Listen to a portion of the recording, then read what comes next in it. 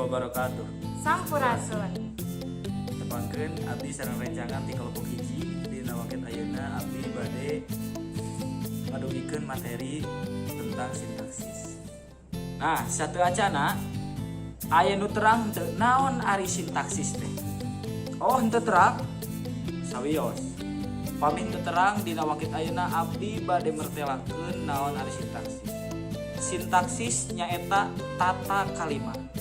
Tata kalimah nyaeta salah sahiji cara anu digunakeun pikeun ngadamel hiji kalimat sangkan jadi kalimah anu sampurna. Salajengna di dieu abdi bade ngajelaskeun ngeunaan unsur-unsur sintaksis.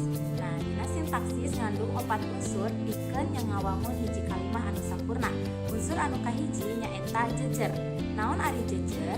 Jejer nyaeta unsur anu nupatkeun atau nuduhkeun palaku anu ngalakukeun kagiatan dina suatu kalimah atau jejer oge tiasa disebut subjek.